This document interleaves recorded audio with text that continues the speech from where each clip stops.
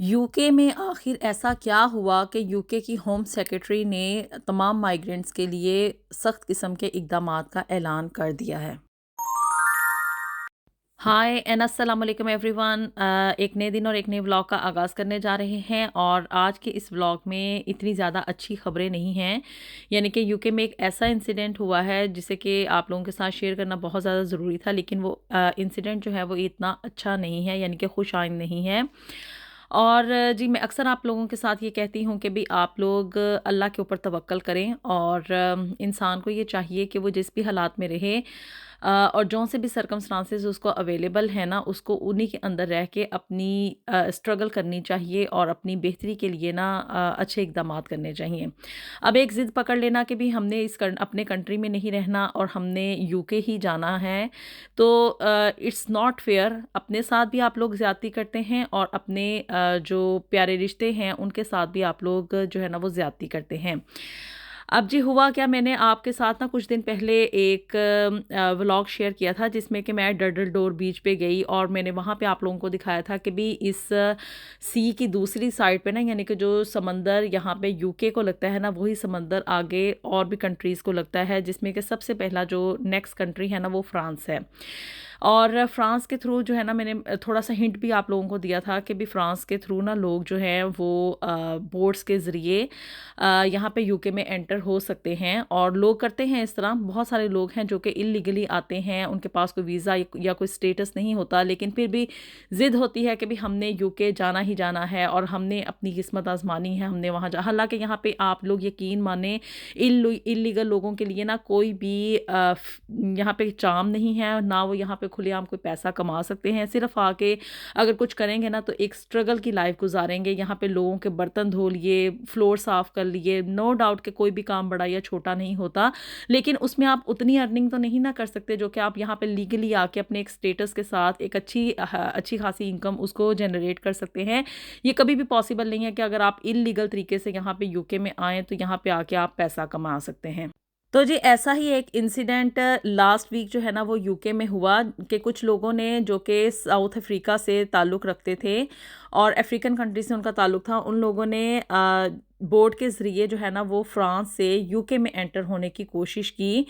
और ये एक बड़ा ही, यानी कि ह्यूमन स्मगलिंग का बिज़नेस है। इसको आम आप ना लें कि भी ये जो डंकी करके लोग आते हैं ना वो वैसे ही आ जाते हैं। ये ह्यूमन स्मगलिंग के बड़े बड़े गैंग्स हैं जो कि लोगों को इल्लीगल तरीके से और कानूनी तौर पे जो तरीका सूटेबल नहीं होता लोगों की ज़िंदगियों के साथ खेल के वो इनको एक मुल्क से दूसरे मुल्क तक पहुंचाते हैं। तो जी ऐसे ही कुछ लोगों ने फ्रांस से यूके में एंटर होने की कोशिश की बाय बोट और इंसिडेंट ये हुआ कि वो बोट जो थी ना वो समंदर में गिर गई। यानी कि वेदर सूटेबल नहीं था। यहाँ का जो वेदर है ना उसमें बहुत ज़्यादा तुंदो तेज़ किस्म की हवाएं चलती हैं और लहरों ने अपना जो था वो होना दिखाया और बोट जो थी वो उलट गई। पहले तो सबसे पहले उन लोगों ने ये गलत किया कि वो जो फ्रांस के स्मगलर्स थे ना उन्होंने इसको इंग्लिश चैनल कहते हैं, उसके ज़रिए क्या किया कि लोगों को ना एक ऐसी बोट में सवार कर दिया। अनसूटेबल वेदर, यानी कि पुअर वेदर कंडीशन थी और जिस कश्ती के अंदर सिर्फ 7 से 10 बंदे बैठने की गुंजाइश थी ना, उसके अंदर उन्होंने 60 से 70 बंदे जो थे वो सवार कर दिए। और अनफॉर्चुनेटली ये हुआ कि वो जो कश्ती थी वो डूब गई और जितने भी लोग थे वो समंदर में चले गए, यानी कि पानी में गिर गए।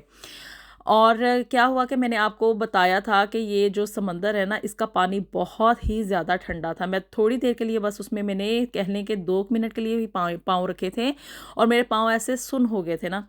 तो वो लोग उस ठंडे पानी की शिद्दत को बर्दाश्त नहीं कर सके और उसकी वजह से क्या हुआ कि तकरीबन आप कह लें कि 10 के करीब जो ख़वातीन थीं उस बोट में सवार, वो उनकी जो थी वो डेथ हो गई और टोटली ऑल टुगेदर जो थे ना वो 20 बंदे उनकी हलाकत हुई, जिसमें कि तकरीबन 7 से 8 बच्चे भी शामिल थे। उस बोट में ज़्यादातर ना अमाउंट जो थी ना, यानी कि तादाद वो ख़वातीन की थी। 70% उसमें ख़वातीन थीं और बाकी के जो थे ना वो मर्द हज़रात थे और ये इन सब का ताल्लुक जो था ना वो अफ्रीकन कंट्री से था। यहाँ पे कोई बॉर्डर सिक्योरिटी नहीं है। फ्रांस और यूके के दरमियान। तो जी बहरहाल इस इंसिडेंट की जो रिपोर्टिंग हो गई ना, वो फ्रांस वालों को पता चल गया कि भाई वहाँ की जो बॉर्डर एजेंसी थी ना, उनको पता चल गया कि भाई इस तरह से वहाँ पे बोर्ड जो है ना वो उलट गई है, क्योंकि ये नियर टू फ्रांस ये इंसिडेंट हुआ है। और उन लोगों ने खैर अपनी पूरी इन्फोर्समेंट के साथ, और यहाँ से यूके वालों से भी उन्होंने हेल्प ली। यूके की जो बॉर्डर सिक्योरिटी एजेंसी है, उन्होंने अपने गार्ड्स वगैरह भेजे हेलीकॉप्टर के ज़रिए, बोट्स के ज़रिए, शिप्स वगैरह में।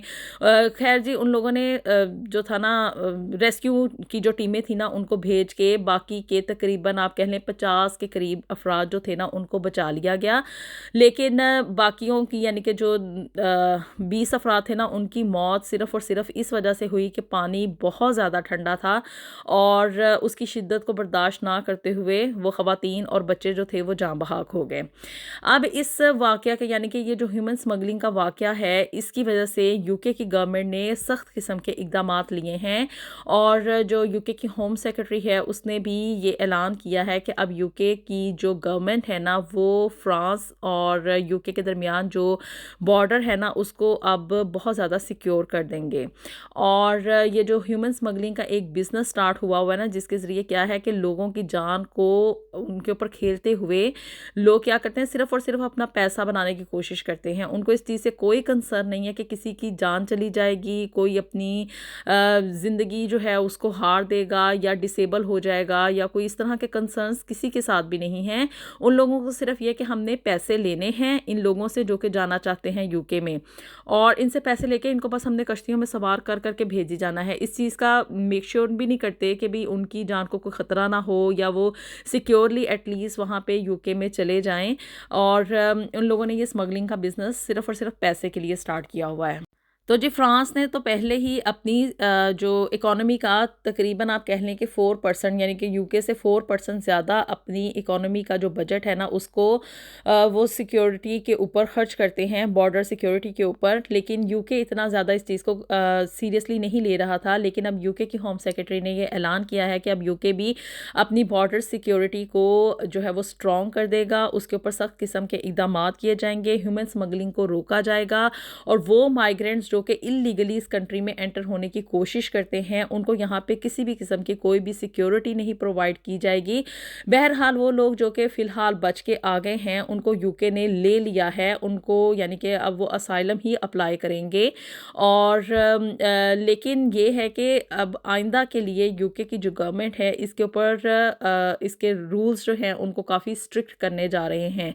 तो जी वो लोग जो कि ये समझते हैं कि भाई हम लोग इलीगली आके इस कंट्री में रह लेंगे या यहाँ पे सरवाइव कर लेंगे या कुछ हम कमा लेंगे, ये उनकी सिर्फ एक फार्म ख्याली है, एक उनकी गलत सोच है। आप लोग यहाँ पे इलीगली आके ना, जब तक कि आपके पास यहाँ का कोई स्टेटस नहीं है, यकीन माने 1 पाउंड भी नहीं अर्न कर सकते। अब मैंने पिछले अपने 1-2 व्लॉग्स में ये बात आप लोगों के साथ शेयर की थी कि जो यूके की गवर्नमेंट है ना, उसके कहने के ऊपर जगह जगह छापे मारे जा रहे हैं, और वो लोग जो कि इलीगल है ना यहाँ पे, उनको यहाँ से बाहर निकाला जा रहा है। अभी तक तकरीबन 14,000 प्लस लोग जो है ना, उनको निकाल दिया गया है, क्योंकि उनके पास यहाँ पे कोई भी स्टेटस नहीं था, वो असाइलम सीकर थे और इस तरह की कैटेगरीज थी, उनको निकाल दिया गया है। तो आप लोग ये क्यों सोचते हैं कि अगर आप लोग अब आके यहाँ पे यूके में एंटर हो जाएंगे तो आप लोग यहाँ पे सरवाइव कर सकते हैं? हालात अब उस तरह के नहीं रहे जैसे कि एक ज़माने में हुआ करते थे, और आप लोग उन लोगों की दास्तानें सुन सुन के अपनी ज़िंदगियों को जो है ना वो रिस्क के ऊपर लगा के, अपने बच्चों की ज़िंदगियों के ऊपर खेल के इस कंट्री में सिर्फ़ और सिर्फ इसलिए एंटर होने की कोशिश कर रहे हैं कि भी हम यहाँ पे जाके पैसा कमाएंगे। देखें जी, रिज़्क जो है ना वो इंसान इसके पीछे कभी भी दौड़ता रहे उसके पास नहीं आएगा। सिर्फ़ वही जो रुपया पैसा या वो रिज़्क जो कि उसके मुक़द्दर में लिखा हुआ है ना, और जो अल्लाह की देन है, जो उसकी किस्मत में लिखा हुआ है, वो उसके तक पहुँच के रहना है। तो इसके लिए इल्लीगल तरीके इस्तेमाल करके, अपनी जान के ऊपर खेल के, और इस तरह की चीज़ों के यानी कि हुक एंड क्रुक का सहारा लेके आप लोग अगर इस तरह की कोशिशें करेंगे ना, तो यकीन मानिए आपको कहीं से भी खैर नहीं मिलने वाली। तो जी ये एक बहुत ही अफ़सोसनाक वाक़या था, और मैंने इसे सोचा कि आप लोगों के साथ शेयर करूं कि मोस्ट ऑफ़ द पीपल, मुझे पता है कि पाकिस्तान में चाहते हैं कि हम किसी ना किसी तरह से जो है ना वो बैरून मुल्क चले जाएं, और इसके लिए वो इल्लीगल तरीका भी इस्तेमाल करते हैं, और यकीन माने इसका कोई फ़ायदा नहीं है।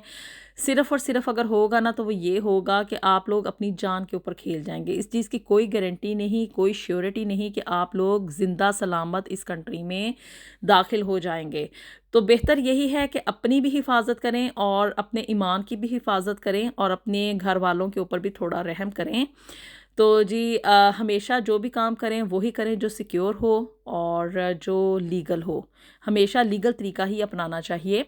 तो होपफुली आप भी मेरी इस बात से एग्री करेंगे कि जो मैंने बात आप लोगों को यानी कि अपने पाकिस्तानियों को समझाने की कोशिश की है कि भई आप लोग अपनी जान को रिस्क पे ना लगाएं और अल्लाह पे भरोसा रखें और हमेशा जो भी काम करें थ्रू अ प्रॉपर चैनल करें।